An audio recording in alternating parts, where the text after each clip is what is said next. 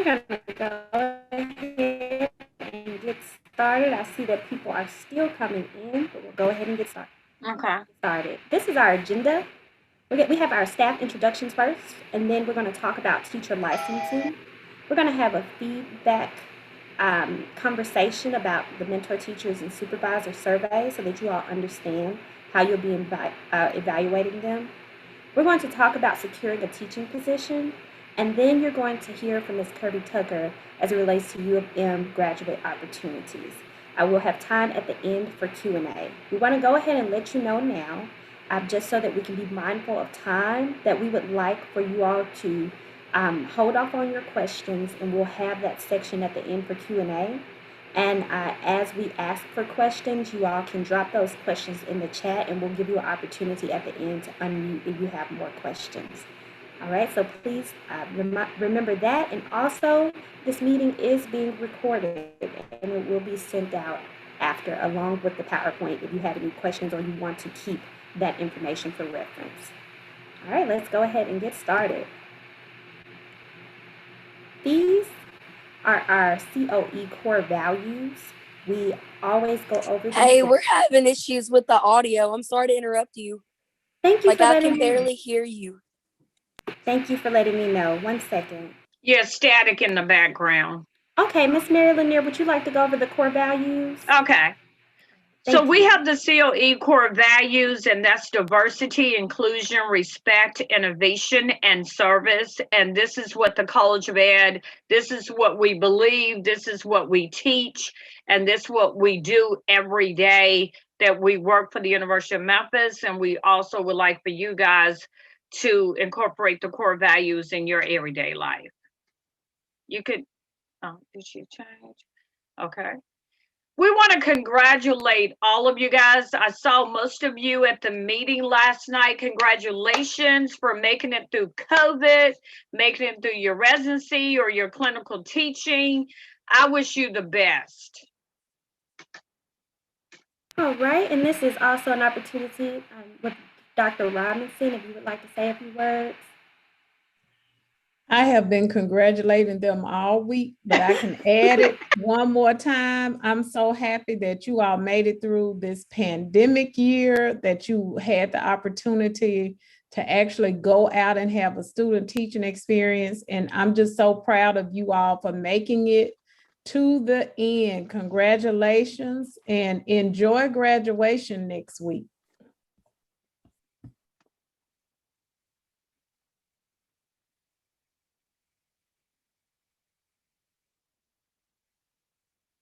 Okay, so the Office of Teacher Education and Clinical Practice is made up of 5 fabulous women. So first we have Dr. Nichelle Robinson. You guys know her as the Director of Teacher Ed and Clinical Practice. I'm sure all of you guys know Jamie Noble. She has probably served as your academic advisor for the last 2 years. Then we have Miss LaRuth Lofty. She's the TEP coordinator.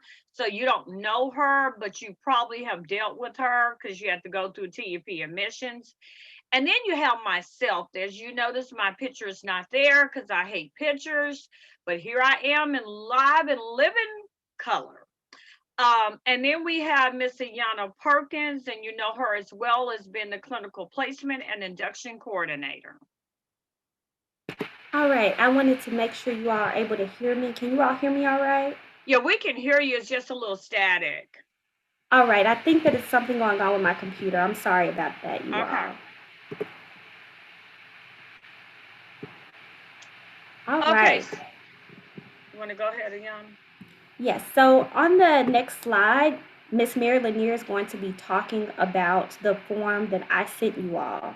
So you have been emailing if you have any questions about the document that you sent, and you can always, if you realize that you need to make an update, then you are able to make an update. You just need to let Miss Mary Lanier know, and she's able to send you your unique link so that you can update your application. All right, so we're going to be talking about that next. So this is the application itself. Is real self-explanatory.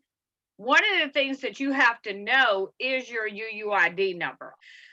So the other things is just your full name, your social security number, your date of birth, your address. This is really important. So when you put your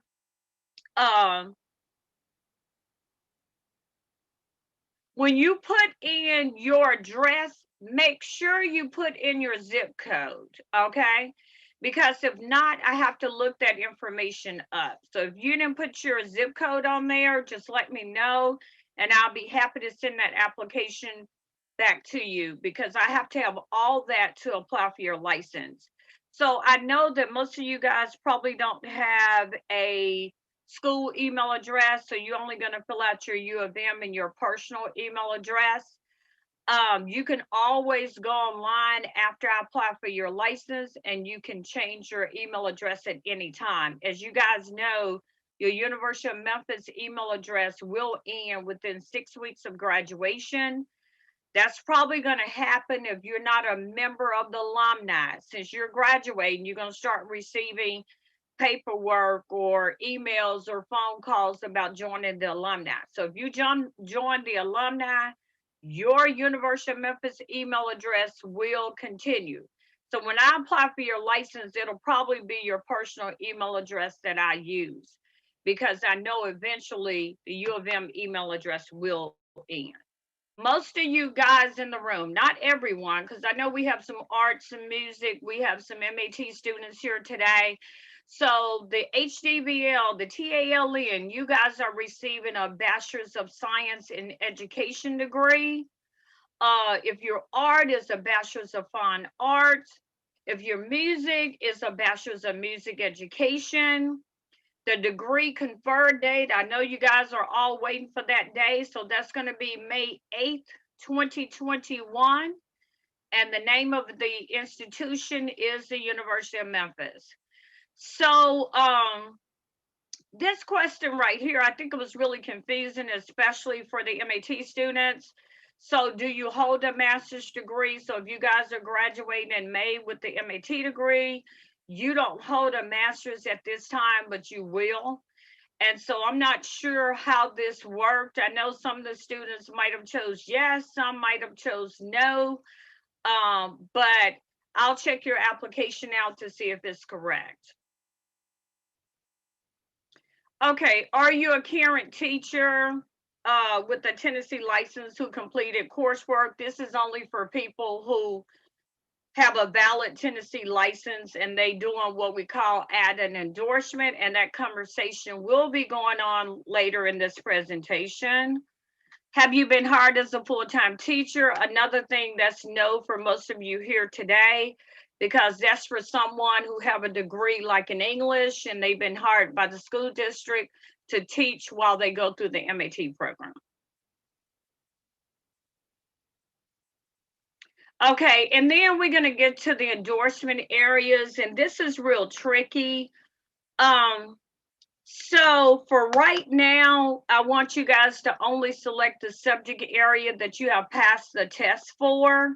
So from now until the end of June, the end of May, when I start applying for your license, if you receive a passing score on the exam, just let me know. Just send me an email and let me know, and I'll send you the link to update your application. So if you're still working on passing elementary, or you're still working on passing SPED, just send me an email. I'll send you the link back and you can update your application. We have plenty of time for change, guys, because I have to wait until your degree is conferred on your transcript before I can apply for your license. So that's probably going to be close to the end of May, sometime in June before I can do that.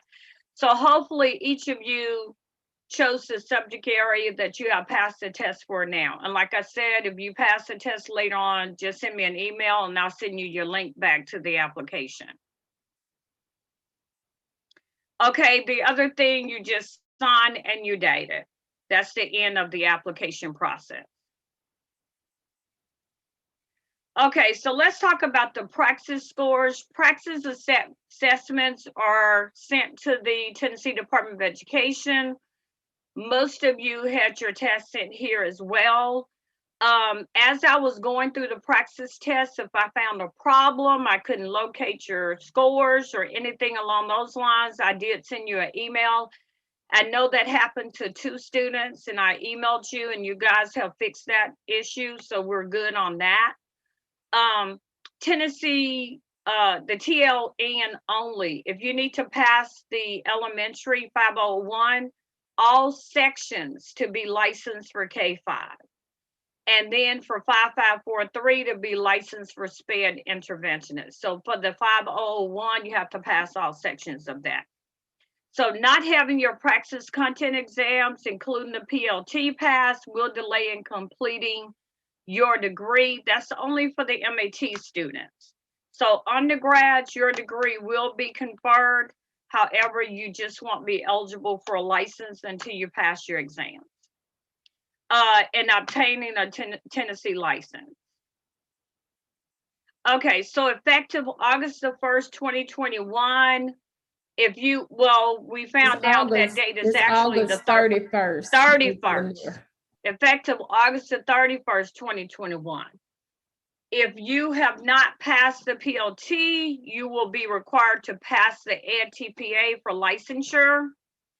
Please note that you must be in a classroom to complete ATPA. So for praxis support is available from Mrs. Perkins. So that's August 31st. So if you don't have your test passed by August 31st, you will be required to do the ATPA. So the next area, guys, is really, really important. Hopefully when we get off this phone call, I want each of you to go ahead and put in a request for your transcript. I will share this with you. It is a $2.85 fee to have electronic transcript sent to me. The transcript must come directly to me. Like if you put in a request and it goes to you and then you forward that to me, unfortunately, the State Department will not accept that because it'll show that it was sent to you first and you forward it to me.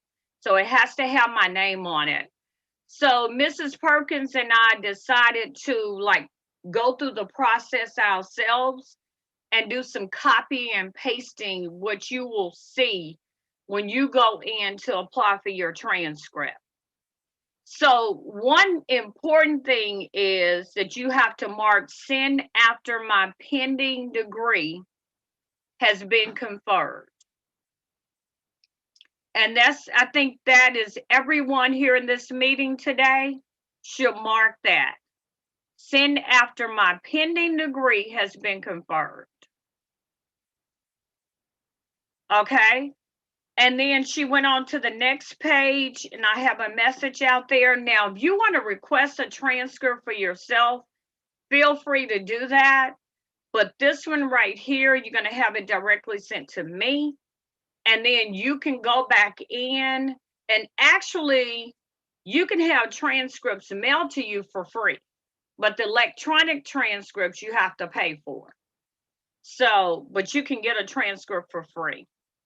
So just saying, we just got a note, please don't send the transcript to yourself and then you forward it to me, have it sent to me. The other thing is you're going to enter the recipient manually.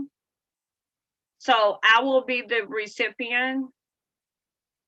You can go ahead, Ms. Perkins. Okay, and then this is where you will enter my email address, mlanier@memphis.edu.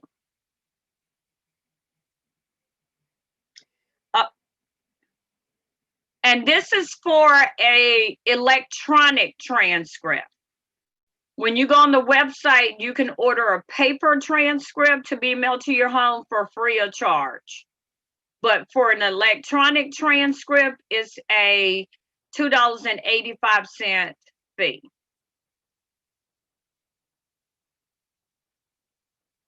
Okay, how long will it take for my final transcript to be ready? So if you owe money to the University of Memphis, your transcript will not be released to my office. Please do not request your transcript until after the commencement. Well, we changed that. You can go ahead and put in a request for it today. The electronic transcript is a $2.85 fee. Please do not send a transcript that was sent to you first. Make sure that the transcript is sent to me. And make sure you please mark send after degree is conferred.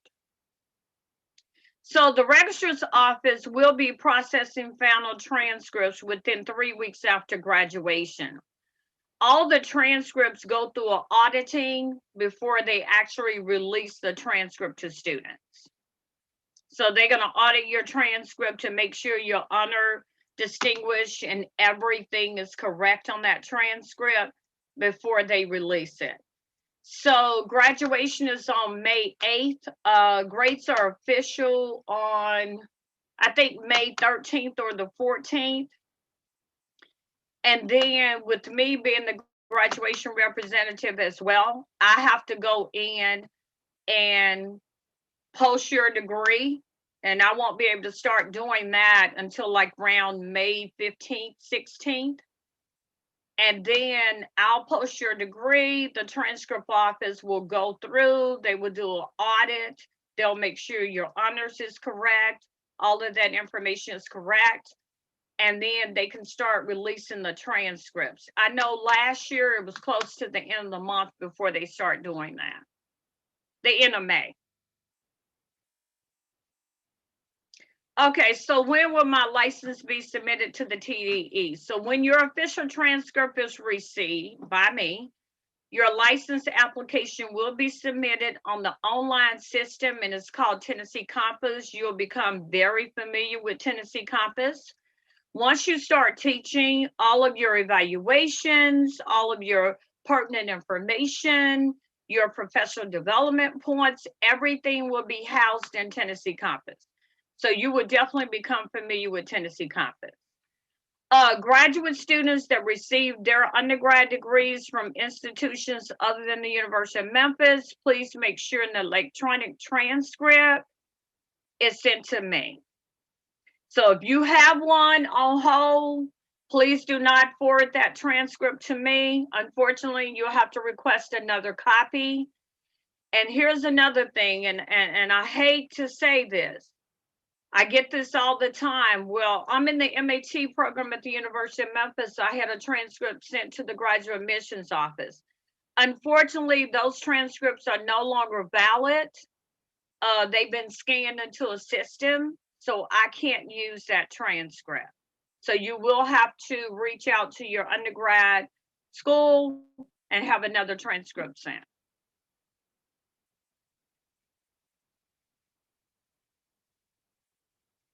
Okay, this is the biggest because this happened to me last year, the year before. It happens to me all the time. I just want to make you guys aware that I am the only licensing officer.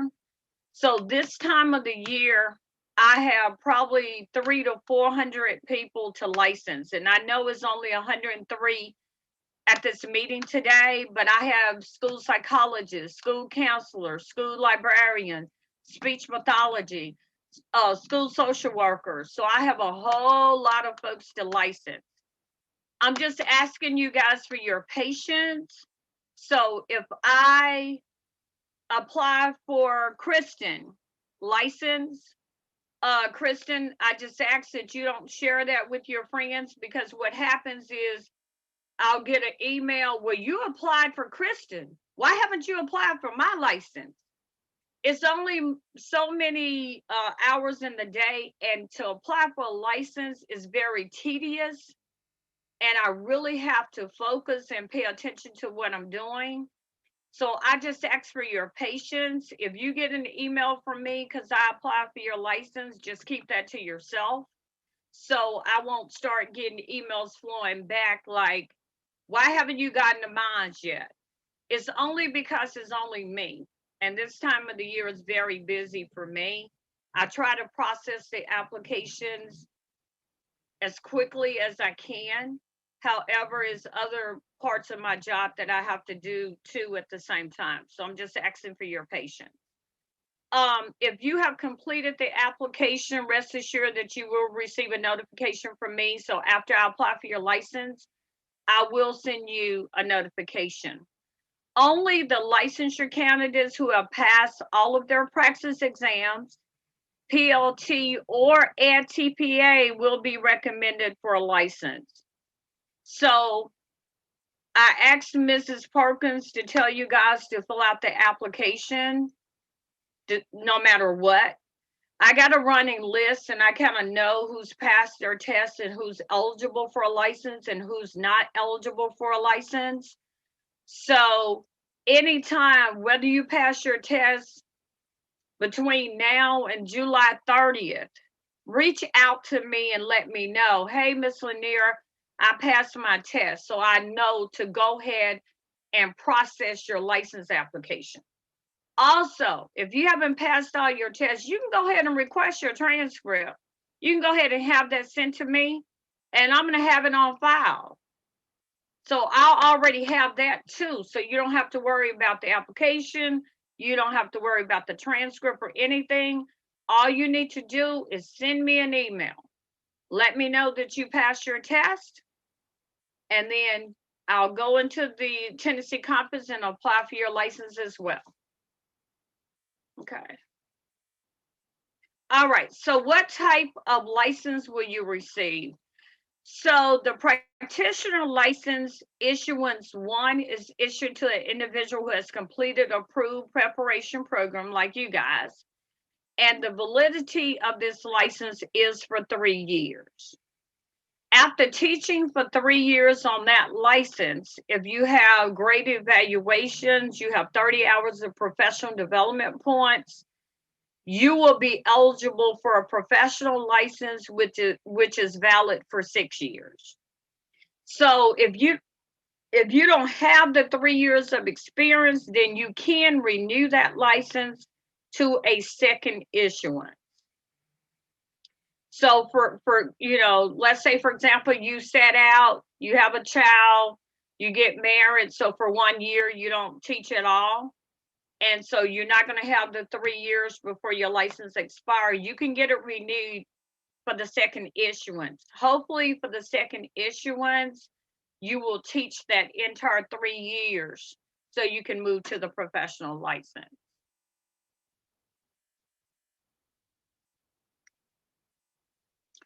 Okay, will I be notified that my license has been applied for? Yes, you will. So myself and the Tennessee Department of Education will notify you to answer the personal affirmation questions. As soon as you receive the email with instructions, it's so imperative that you respond immediately. Because if you don't answer those personal affirmation questions, your application just sits there. So it's not going to be processed, it's not going to be moved or anything. So I will send you an email and you'll get an email from the Tennessee Department of Education. So you're getting 2 emails to tell you to answer those personal affirmation questions. And we're going to show you what those questions consist of. Okay. All right. I don't know. Maybe, did we leave it out, Mrs. Perkins? Perhaps so. Okay. So those questions are things like, have you ever been arrested? Have you committed a crime? Things of that nature. It's about 5 or 6 questions. It should take you a total about 2 or 3 minutes. And you can answer those. And once you answer those questions, your application is in line for processing. Okay. So this is something that came to mind to me because somebody that I know personally graduated from the Teaching All Learners program, and she went in a different direction and she decided not to start teaching. So I applied for her license. So if I applied for her license and she haven't taught in the 3 years of that license, she can renew. But if you don't teach within the second 3 years, your license become null and void. So it's nothing you can do about it to get that license back. Okay. So we have anyone in the meeting today. And last spring, I had a young lady who was going into a master's program. And she was like, Miss Lanier, I don't want you to apply for my license right now. I was like, okay. But you also know the validity of your test scores is 5 years. So keep that in mind as well. So she told me not to apply for a license. And I was really, I was happy that she told me that, because she was going into a graduate program. So if you're here today and you're going into a grad program for the next 2 years, 3 years, or you have some other plans, I would say let's wait to apply for your license. Just keep in mind you want to do it before your test scores expire. That's the true thing right there. But if you apply for that license now and you don't teach off it for 3 years, you can get that second issuance. But after that, it just becomes null and void. So it's nothing you can do to get it back. Okay, so what happens after I renew my second issuance? And that's what I just talked about, that license will become, here's the personal affirmation questions, guys. We have it out of order. I'm sorry for that. So have you been convicted of a felony? Have you been convicted of illegal possession? Have you had a teacher license revoked? Oh, let me tell you this too. Be really careful when you answer these questions. We had a student that accidentally hit yes. And it was really hard to get that to revert back for her to correct it. They wanted evidence. She hit yes to the question about the felony, and then they wanted proof. So just pay attention when you answer these questions and make sure you hit no, no, no. Because if you hit yes, they're not going to issue you a license. Okay, so who's responsible for submitting my application? That would be me. I'm responsible for submitting your application to the TDE. However, the TDE office is responsible for issuing your license, and they will notify you via mail that your application has been processed. I do want to share this with you guys. This time of the year is a slow process for the Tennessee Department of Education. As you can imagine, all the universities in the state of Tennessee, their education students are graduating. So therefore, you have the University of Memphis, you have CBU, you have UT. They're receiving applications from all over the place. Last summer, it took about 2 months for some of the students to receive their license, if not longer. So just be patient. If something happens and you don't hear in 3 months, please reach out to me so I can look into it. The other thing, I just want to admit this to you. I will do an application, my phone will ring. I forget where I'm left off. I'm human. I make mistakes. That's just a part of life for me. So if I make a mistake on a license application, they don't notify me, they'll notify you. So if that happens, just reach out to me and say, hey, Ms. Lanier, I got this email. My application was marked deficient. Can you tell me why, or can you fix it? Because I'm telling you, I get a phone call, I get an email, something might happen. I forget where I left off, and I will click a wrong button or something, and then your application, but it takes me a quick second to fix. But they will not notify me. They're only going to notify you. So just reach out to me, and hopefully I won't make no mistakes, but I am human. So if I do, just reach out to me. I'll fix it real quick, and they'll go ahead and issue the license. You don't have to go back in line. They'll just go ahead and issue the license. Okay, we just talked about this, like on the presentation on the PowerPoint, we have 4 to 6 weeks, but I would tell you it's more like 4 to 8 weeks this time of the year. Last year it took like 2 months. Some of the students, it took over 2 months. And this is something you want to know too. All the school districts, they have access to Tennessee Compass. So they can always go out there and check the status of your license application. It's not going to stop you from getting employed, because they can go on Tennessee Compass and see if I apply for your license.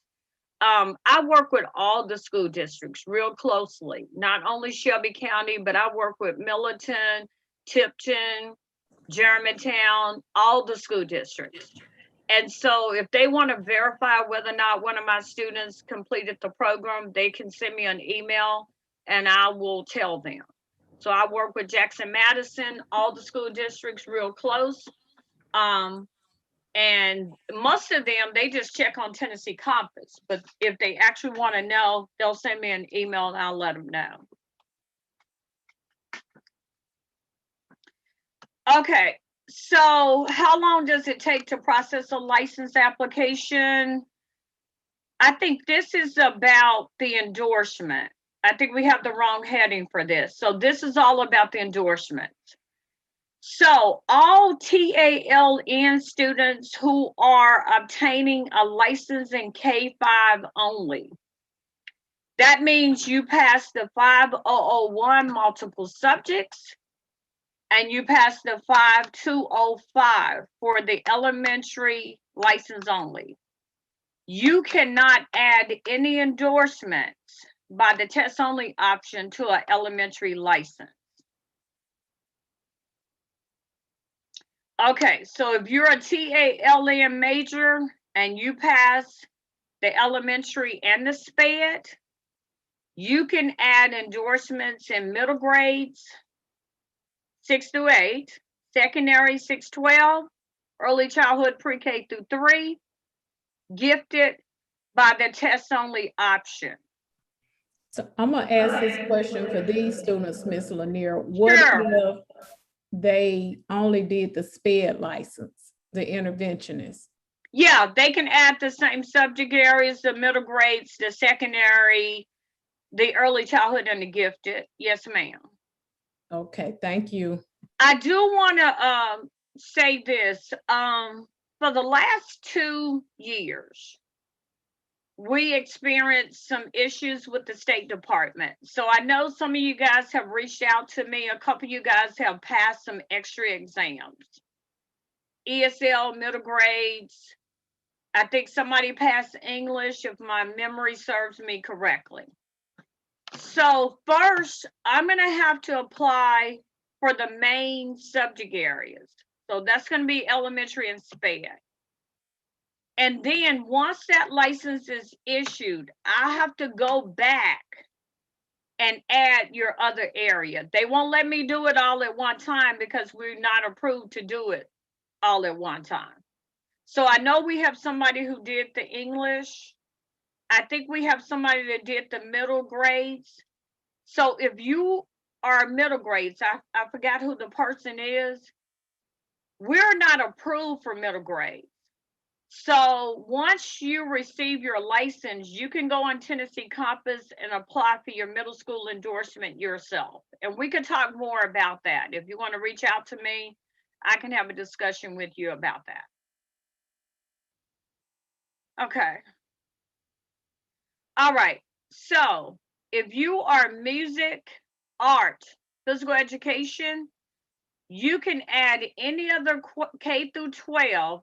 Now, let me explain this because people think ESL is K through 12. ESL is pre-K through 12.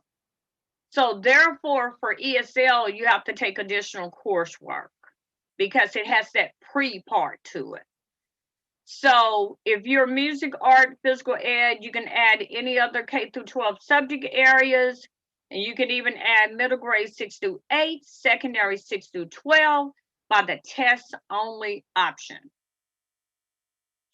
If you are secondary 6 through 12, and this is for, we have some undergrads who secondary math, and we have some MAT students.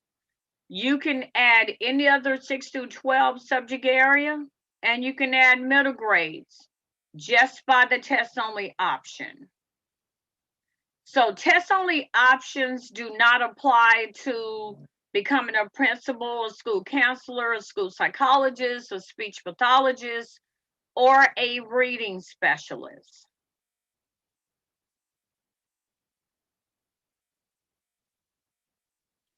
Okay, this time of the year, from past experience, every meeting, I had 10 to 15 young ladies getting married. This happens every year. In the summer, everybody's getting married. So if you're getting married prior to me applying for your license, then I would say you definitely should want your license in your married name. That's what I would say, because that's going to be, when you apply for employment, you're going to apply for a job up under your married name. So you want your license that way. So if that happens, you might want to get your name changed on your University of Memphis transcript, first of all. And then you can update your license application with your married name. If you get married after I apply for your license, then you'll just go on Tennessee Compass, upload your marriage license, and you'll change your name that way.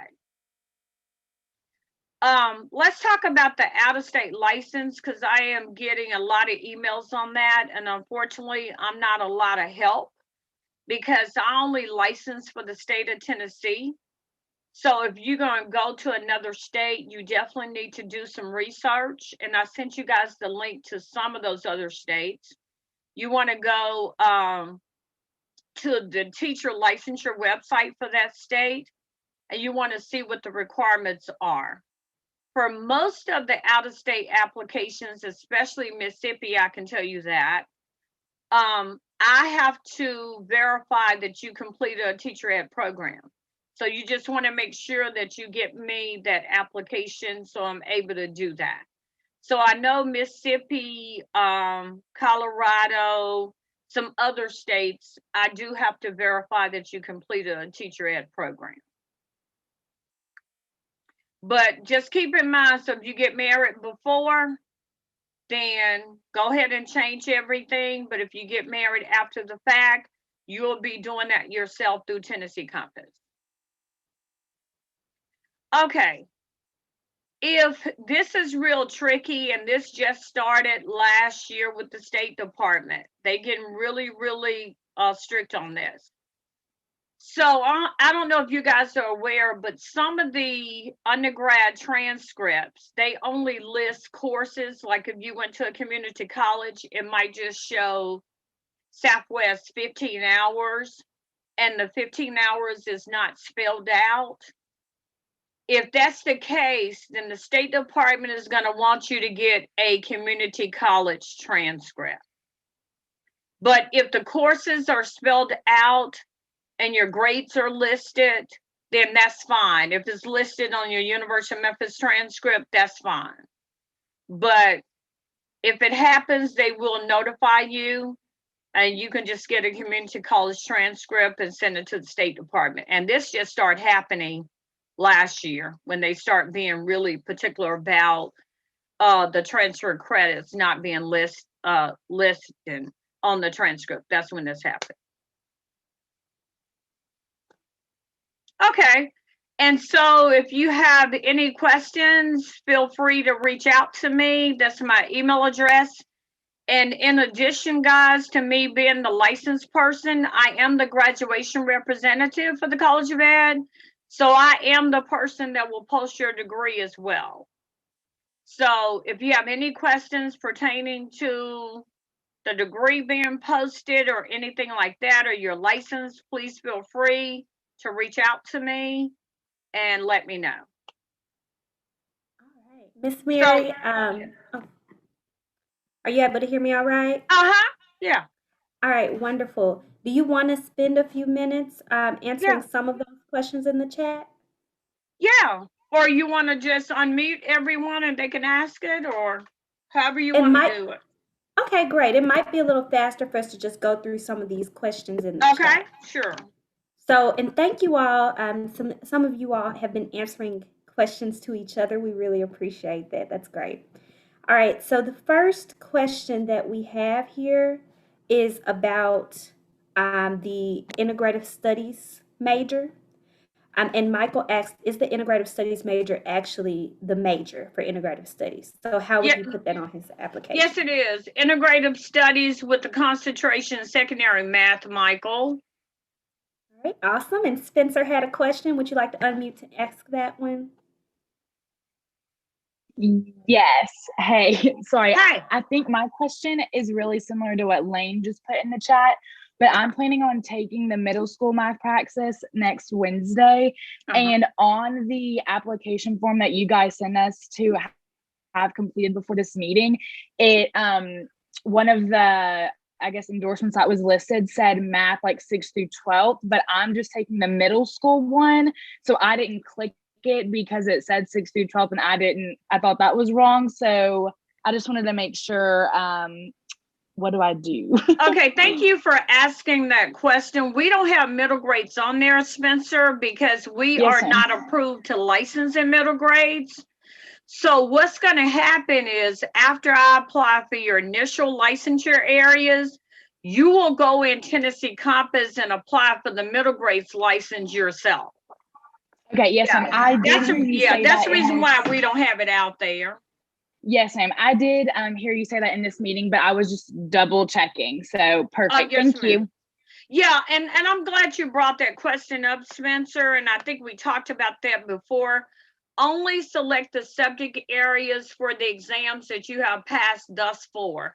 If you pass anything after this meeting, then just contact me and I'll send it back and let you update it. But for those of you who's doing middle grades, you will apply for that on your own. And I'll talk to you more about it. If you want to reach out to me, we can have a conversation about that. Okay? Yes, ma'am. Thank you. Uh-huh. All right, awesome. And then I appreciate the conversation that we had right here, Amato, and I hope that I'm pronouncing that correctly. He asked about just all of the different weeks, how long it takes to get your test back. And some people were just saying sometimes it takes 3 to 4 weeks, sometimes it takes a month. It really just depends on ETS, to be quite honest. Sometimes they get backed up and it takes a little longer, but you can always reach out to ETS. I know the reading is taking about a month now. If anybody needs the reading, the 5205 is taking like a month. Thank you for that. So thank you all, everyone who responded as well there. And Michael, your question about the transcript, it should be sent electronically. And Rachel had a question about when she's applying for jobs. This is a great question because a lot of jobs just want your unofficial transcript, and then once you're hired, they'll ask for your official transcript. So they'll let you know if they need it to be unofficial or official on those applications. And usually you have to buy them each time and send them to the appropriate person or mail them to the appropriate person. Yeah, because I know Shelby County, I think they will accept, most of them will accept an unofficial copy. Yeah, starting off. Yeah. All right, Kobe, yes, you will receive an email with all of this information. So thank you for asking that. And thank you, Ashley and Asia, for responding to Michael's question. You can find that information as far as the phone number that you need to list right there on the for the transcript. That was the question that he had there. And then we have a question about the temporary license. So Amato asks, can you still receive a temporary license without passing your PLT exam or EdTPA? Okay, that's a good question. The state of Tennessee does not offer a temporary license. What we offer, and Dr. Robinson, I might need you to jump in here. We offer what you call a practitioner job embedded license. And that's for individuals who's working on the job, but they're enrolled in our MAT program. And I guess my question to him is, have he passed the content? I think he may be asking about a permit, Miss Lanier. Do you Okay. think, That's what it seems like. that's what it seems like he's asking About a permit? about a permit, and Okay. we can't issue you a permit or Yeah. apply for it. If you were to interview at a school and they wanted to hire you without having your test passed yet, then that school district would have to request a permit for you. And the permit is renewed every year, and you only get to renew it. Is it 3 times, right, Ms. Lanier? Uh-huh. Yes, ma'am. You only get to renew a permit 3 times. So that is something that we don't handle at the university. That would be something that a school district who would be willing to hire you and do that for you would actually do. Mhm. And will it affect your pay? That's the second question, and that's something that's on, again, a district by The district, school district, by school yeah. Yeah, basis. that's a district. Yeah. All right, so the next question is, Megan Scales, are you able to do the ELA 6 through 12 endorsement, or do you have to do it like the middle grades one? And I think you addressed this a little bit, Miss Mary, but could you just confirm that answer? Oh, okay. You said the middle grades? She said that, are you able to do the ELA 6 through 12 endorsement? Oh, yeah. Yeah, but I'll have to just wait until she get her initial license first. They won't let me do like 3 at one time. So once she get her initial license, Megan, just reach out to me. I can go back in the system and apply for the English 6 through 12. All right, and Jessie asked about the licensure application. She said if she has a full job with the school district, does she need to put that she's a full-time hired teacher? No, because you're still an undergraduate student, so you don't need to put that at all. No. All right. When filling out the form on the transcript, Rachel asked, should we select this recipient is, and then what should we enter for intention/department? Can you go back to that, Mrs. Perkins, and that we copied and pasted? I don't remember Absolutely. that part. We'll have to go back. So this recipient is right here. And I believe that the answer is going to be about a institution, a university. Is there, it should be. Oh, I see. Yeah, we did. You and I forgot what was the choices there. Yes, I believe that there's an option right there for it to be a university. She said one of the options is undergraduate institution. That is correct. Okay. Yeah. Mm-hmm. All right. And then the other question that Rachel asked was, what should we enter for attention/department? So it's the Department of Education, Office of Teacher Education and Clinical Practice. You could put either of those.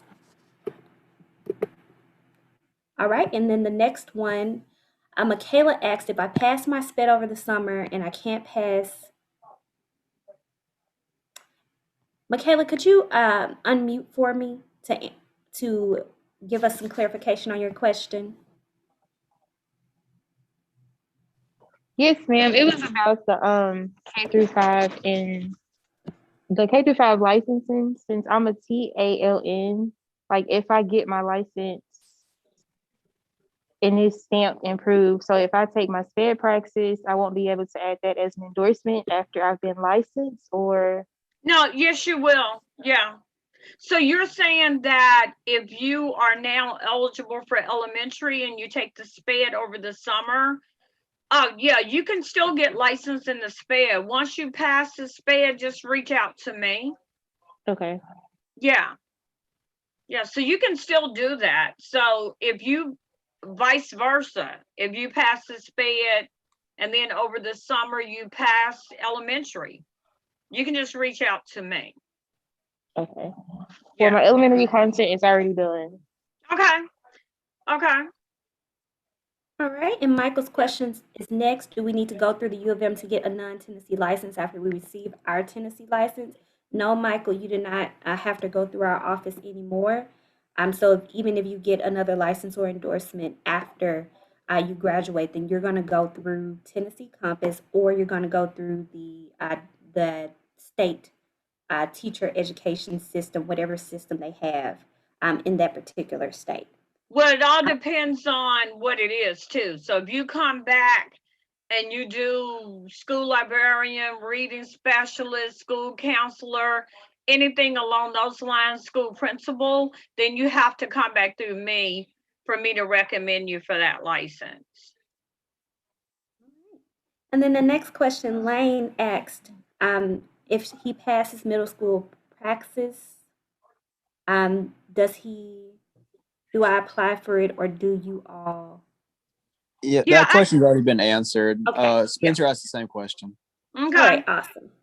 And Savannah and Lane both were interested in the question about if they're integrative. Is this the same type of question, Savannah? Yeah, Yes, I think all right. so. Yes. It really, I think I can probably contact her because she said that Memphis doesn't recognize just middle school. So she said go through the actual Tennessee licensure thing. Yeah, If once that was I the case. apply for your license, Savannah, then you can go in the Tennessee Compass and it'll be a website. And this is something that I failed to mention to you guys. I want to make sure that you don't go to that website until you get a notification from me. So once I apply for your license, I'm going to send you an email. And at that time, you will create a Tennessee Compass account. Please don't do it beforehand. And then once you have a Tennessee Compass account, you can go in and add the middle school endorsement. And like I said, I think Savannah, Lane, and one other person, the secondary English person, I'll be able to do yours after you receive your initial license.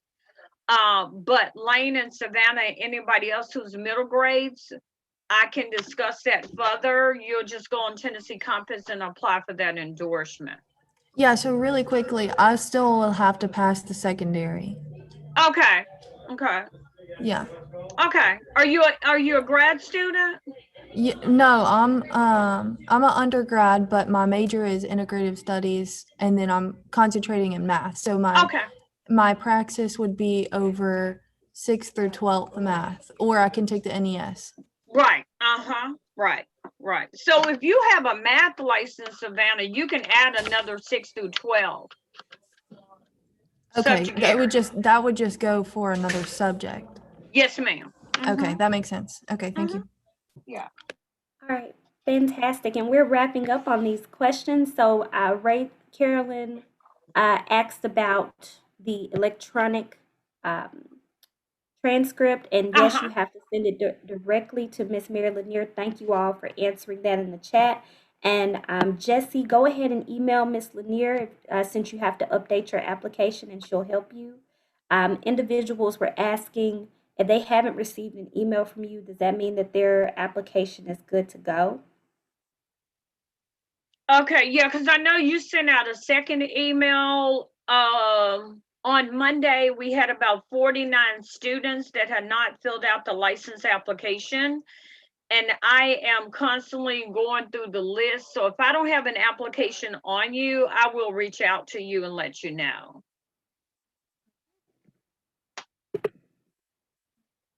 You all have, and as far as the confirmation email, we talked about that a little bit earlier. Yes, you will receive a confirmation email from Miss Mary Lanier once she has applied for your license. All right. So now that we're done with that, we're going to go ahead and transition to the feedback reminder. So Dr. Nichelle Robinson is going to talk to you all about the importance of it, and then we're going to walk through each of those surveys. And I know I'm the last one, and it's Friday afternoon, and y'all are ready to start your weekend. So I won't take too long. Okay. Is it my turn? Yes, it is. But I'm going to speak, and then and Kirby Tucker is going to close. Okay, so I'm at the end. Yes, we're almost at the end. So would you like to share your screen, or would you like me to share my screen? You can share your screen. Okay, wonderful.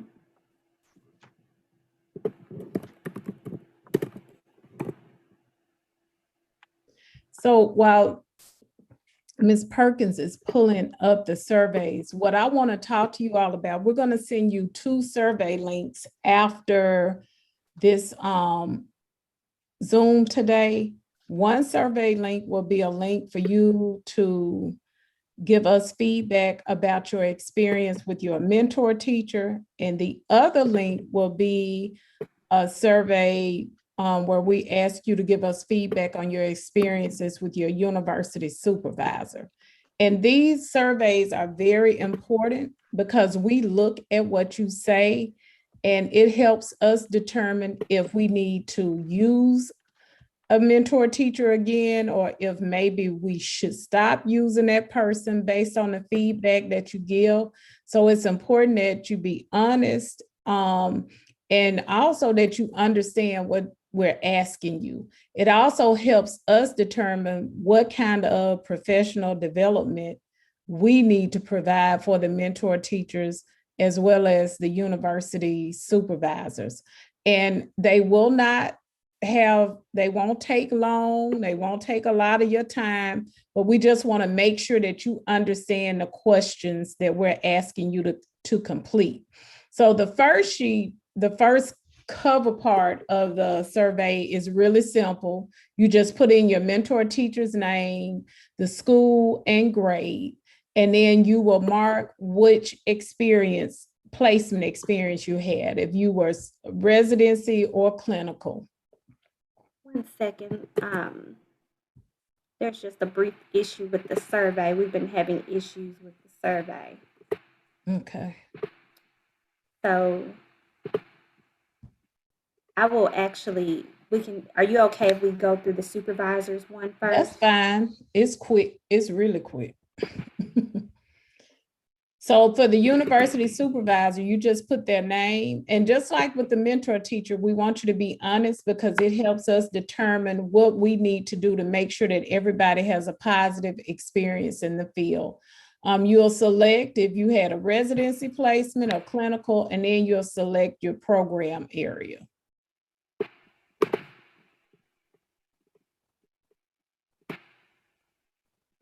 And then it's just 3 questions that we ask. The first one is, the feedback given to me by my university supervisor was useful. And you just mark if you strongly agree, or disagree with that. The next question asks, the university supervisor communicated effectively outside of the school setting. And this question is just basically asking you, were you able to access your university supervisor outside of them visiting you at the school or doing an observation? If you emailed them or if you called them and you had questions outside of the school day, were they responsive?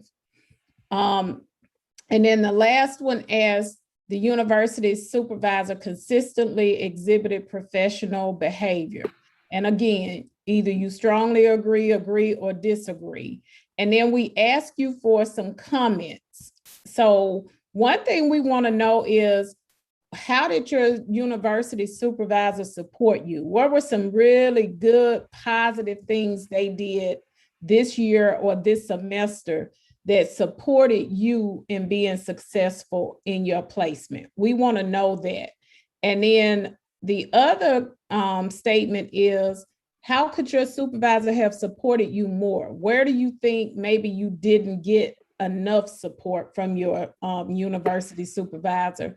And then any additional comments that you would just like to add about your experience with your university supervisor. Like I said, it's so important for you all to complete these for us and be honest, because it just helps us continue to make better experiences for future teacher candidates.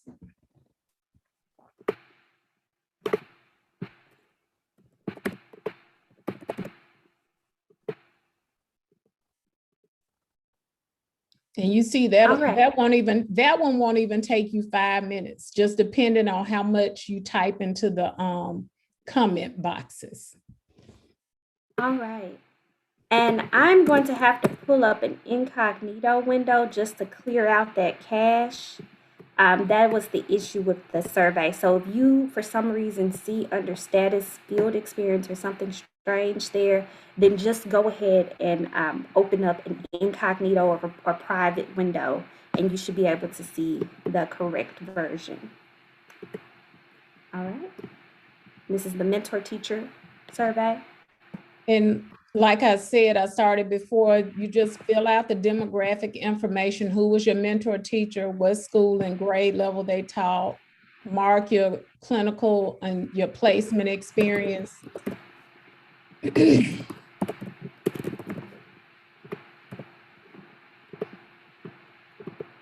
Select your program. And then you go to the questions. So the first, you'll see that there are different sections. So the first section is about how well your teacher planned. And do you strongly agree that they established appropriate instructional goals,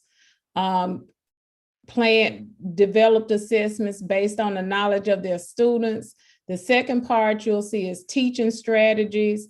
And it's important for you all to mark these, because if you don't see good examples of planning, teaching strategies, assessment and evaluation, developing a positive learning environment, then that's not the experience that we want you to have. We want you to see teachers who you strongly agree are doing all of these things out in the field, so that future teacher candidates can have a positive learning experience where they have some tools that they take away from the experience with them to help them be better teachers. So it's so important that you are honest about how well your mentor teacher did these things. And a really important one is the mentoring and coaching question, because a big part of your mentor teacher's job when you are in their classroom is for them to coach you and help you develop and become a strong, effective teacher. So did they exhibit those professional dispositions that we ask you all to exhibit while you were in the classroom with them? Did they continuously give you feedback about how you were doing with your lesson planning, with the instruction every time you got up to teach, with your classroom management, with how you develop relationships with the students and their parents, if you were able to? Did you get that ongoing feedback throughout the entire year? Think about from residency 1 to 2 and at the beginning of your clinical teaching experience to the end. Were you getting that constant feedback? And then this is an important one. So let's say you don't mark your teacher that you agree or strongly agree on some of these statements, and you do disagree. So we saw on some in the past where people marked in this way, but then they still recommended the mentor. So we want you to be sure, like if you feel like your mentor teacher did not do some of these things and you didn't have a very positive experience, then make sure that you mark, I would not recommend this mentor, because we are going to pay attention to this feedback because we don't want another student to have the experience that you may have had. And then just like with the university supervisors, we want some specific feedback from you all about how your mentor teacher did a good job of supporting you and how your mentor teacher could have supported you more. We want some, because again, this is going to help us develop good professional development that we can offer to the mentor teachers. And then additional comments, anything else that we didn't think of that you would like to mention about your experience with your mentor teacher, you can put in the additional comments box. So that is it for the survey. We really want you all to complete these for us because we are looking at the feedback that you give us and we plan to use that feedback to make these experiences better for all candidates. Are there any questions or comments about either survey? Yes, there are a couple, and thank you, Brooklyn. Yes, so the residency candidates are residency, and Right. the MAT candidates are clinical. Clinical teaching. Yes. All right, if there are no questions about that, then you will be receiving that survey. Please get it done today if you can. But you'll receive that right after this session.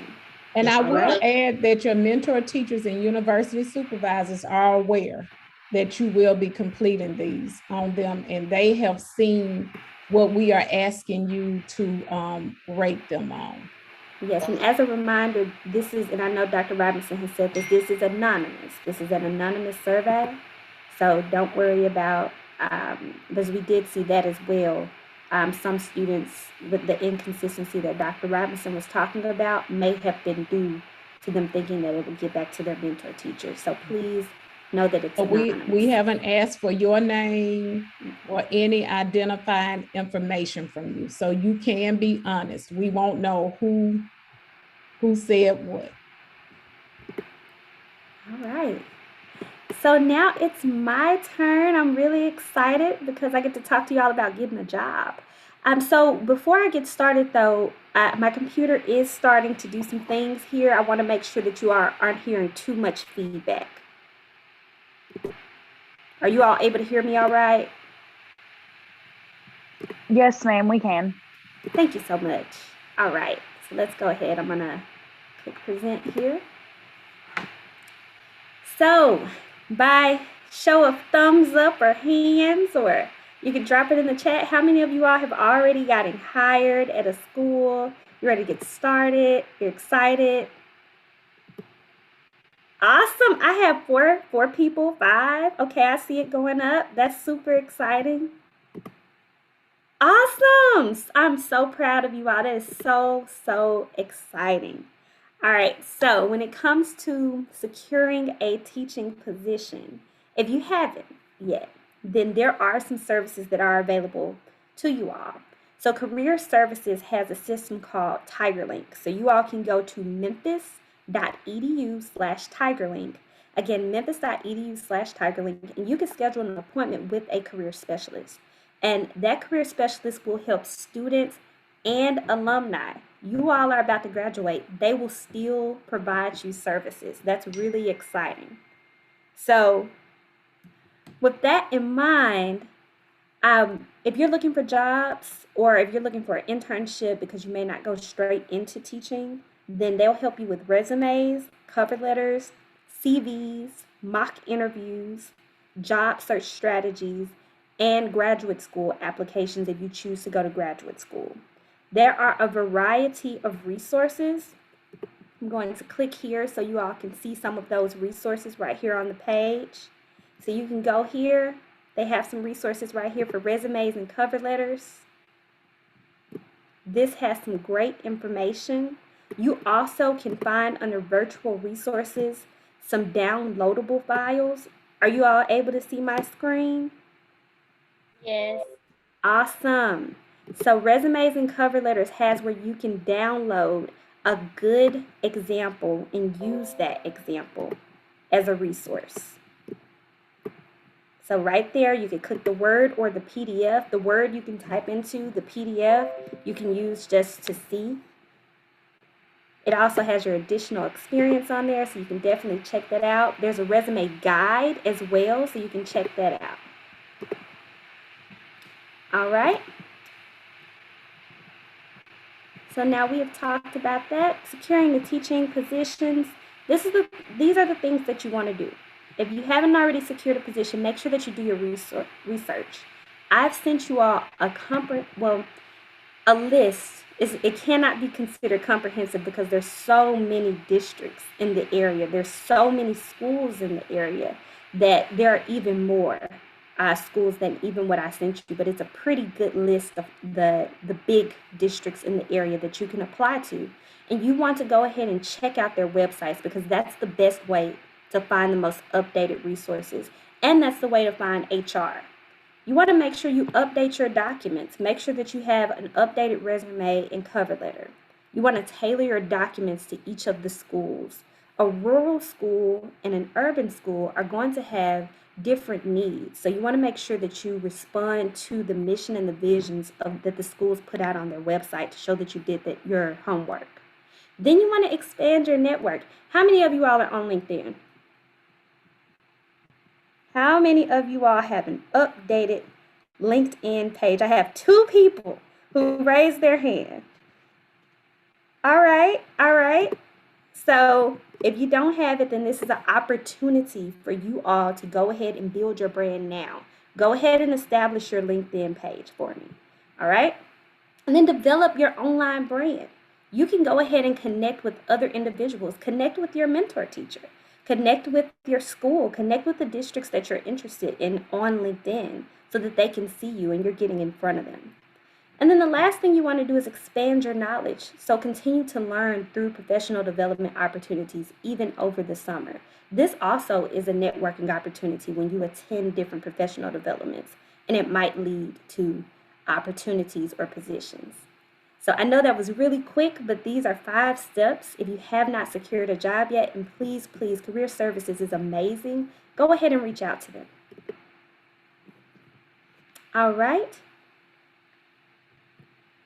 So these are the best places to search for jobs. Just take a screenshot of this, but we will be sending this out as well. Tennessee.gov is a really great one. LinkedIn is really good. Handshake is the system that we use at the University of Memphis. So we have TigerLink powered by Handshake. People also like to use Indeed. And I would say a simple Google search to start is a great place to know where the jobs are, but you should go to their website to find jobs if you're looking for them in the area. All right, I would like to hand it over to Miss Kirby Tucker. She's going to talk about some awesome graduate opportunities. Hi, everyone. Congratulations. Again, my name is Kirby Tucker, and I serve as the coordinator of graduate recruitment. I don't have a slideshow presentation for you, but definitely wanted to share my contact information with you. I've also entered in the chat ways that you can remain in contact with the College of Education once you leave us. We want to keep in contact with you. We want to celebrate your accomplishments. We want to know what's going on in your life. So we want you to follow us on our social media platforms, which are Instagram and Twitter. And we're also in the process of building a COE LinkedIn account.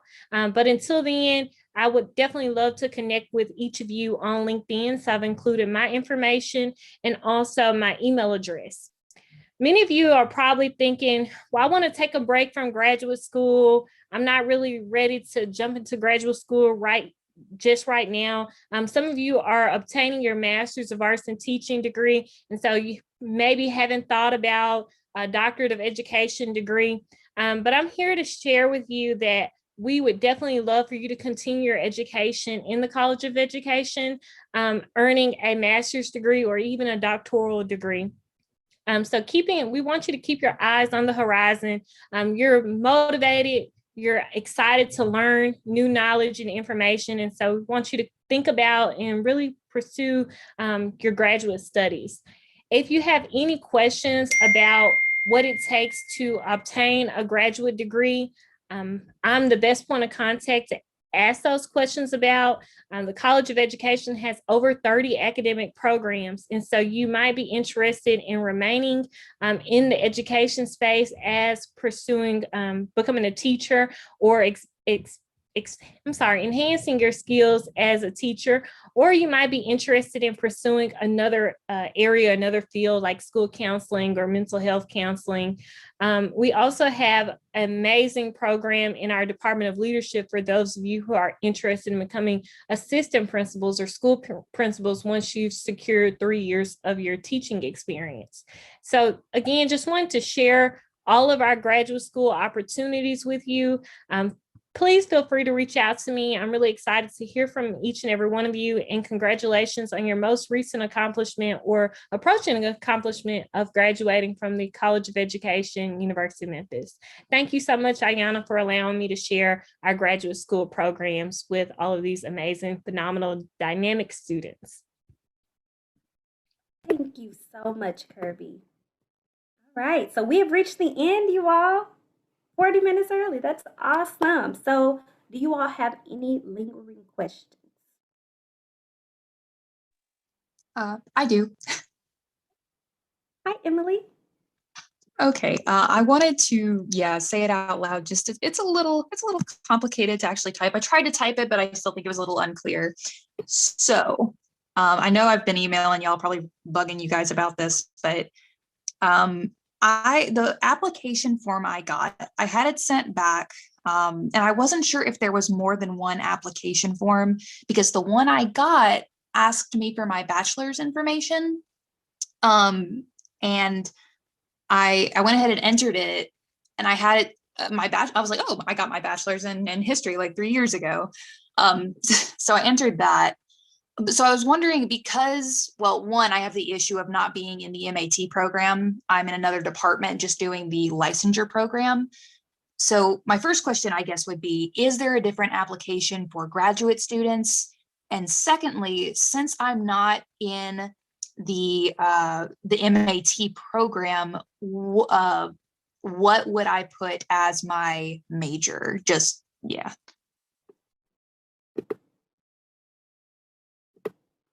Miss Mary Lanier. Ms. Lanier, can you answer that question for Emily? Emily, I saw your question in the chat.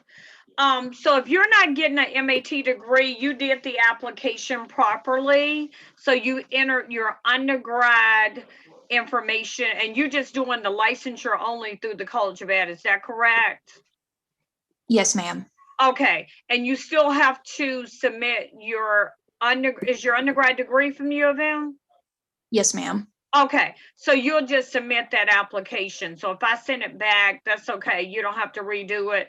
Just leave it the way it is. But a lot of students are getting the MAT degree, and I thought you were getting it as well. So that's fine. Okay, thank you. All right, and there was another question. Oh, go ahead, Taylor.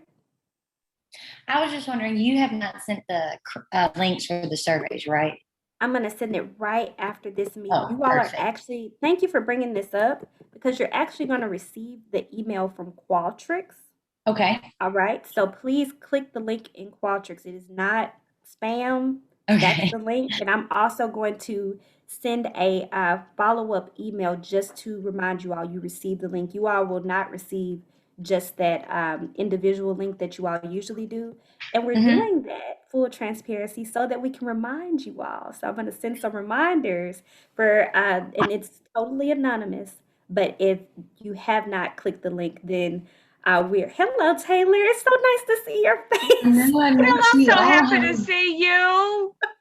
How are y'all doing? Fine. It's great to see you. That's but yes, good.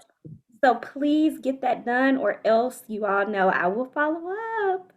All right. So, but Yes, it is ma'am. Thank y'all so much for this meeting. It was really helpful and very awesome. Thank y'all very much. We miss you. Yes. I miss you all so much. Right. All right. And I don't see any. Well, we have one more question. Claire, you were just trying to confirm some information. Did you get clarity on that, or do you still have questions? And then Megan has a question after that. Yeah, I would just love a little bit of clarity on the waiting to get my licensure. So I don't know when I'll apply for a teaching job. So just to clarify, I have 5 years until my tests expire. If I wanted, like, say I wait for 5 years and right before the end of that expires, I could apply for my licensure and that would last me 3 years, right? Yes, ma'am. But it all depends on when you took your test. So if you took test last year, It's then 5 years from when I passed. Yeah, from the time you passed. Okay. And to the exact date. So it was like March Gotcha. 2020. It'll be March 2025. Okay.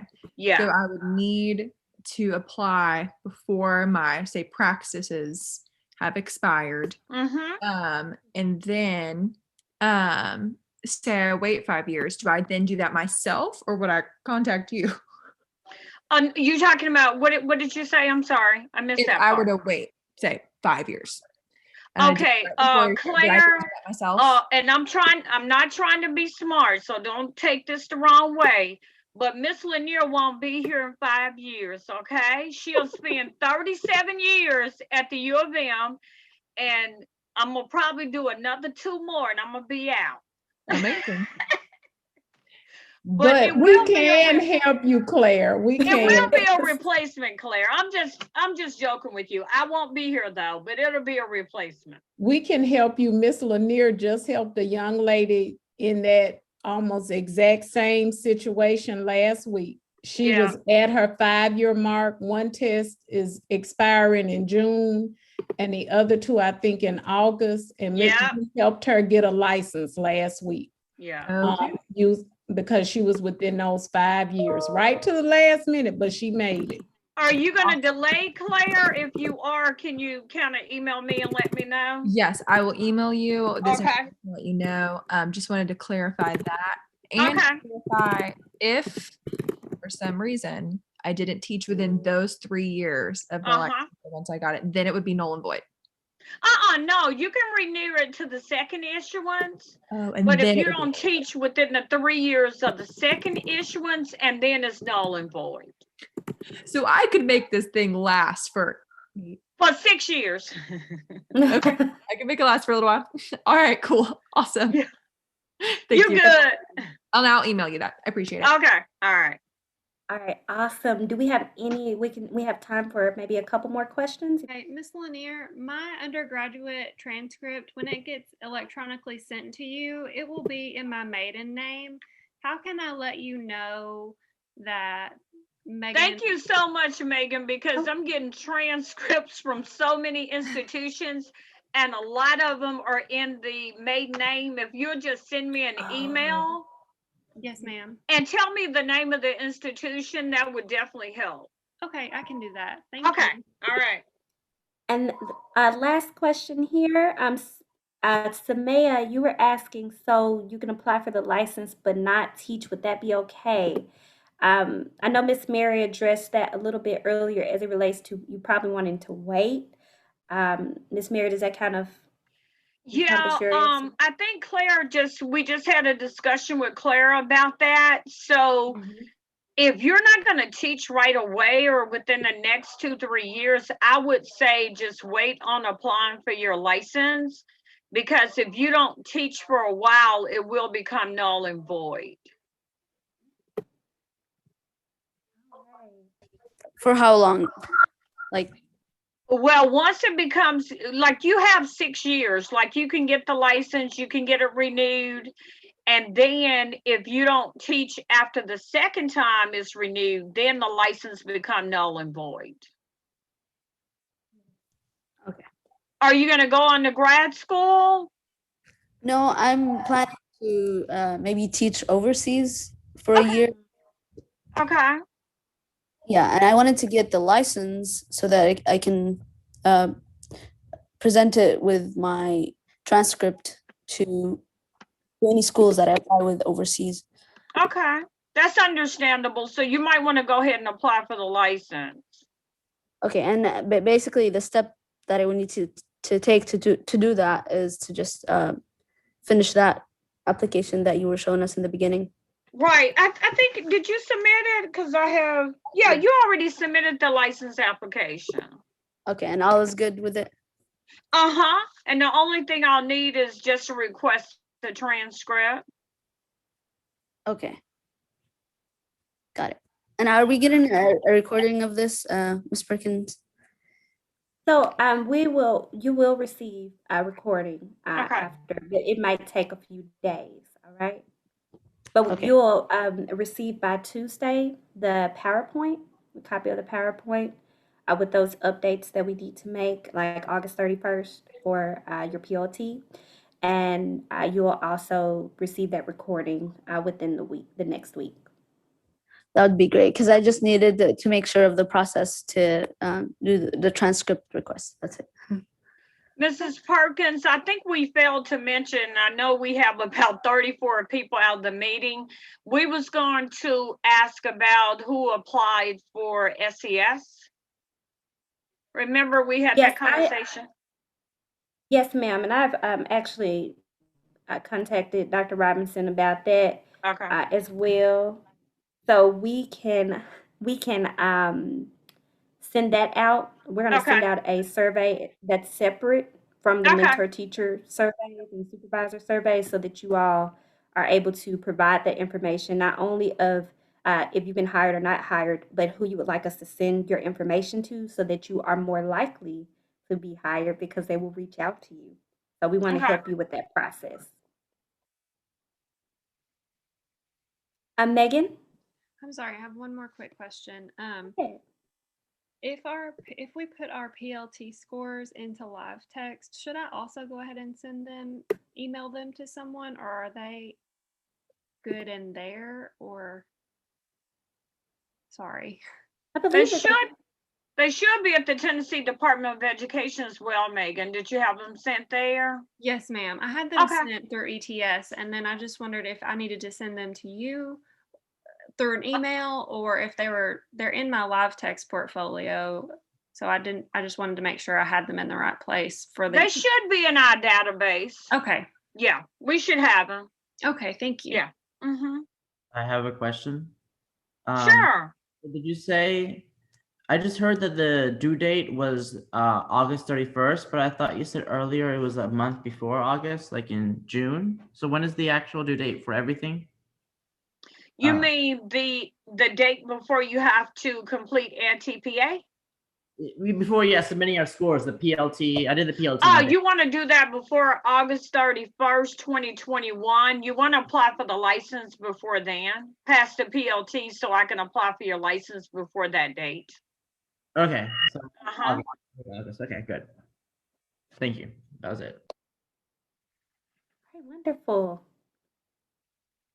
All right. So if you have any additional questions, then please feel free to email us. Our email is tecp@memphis.edu. You can also email Miss Maria M. Lanier at memphis.edu.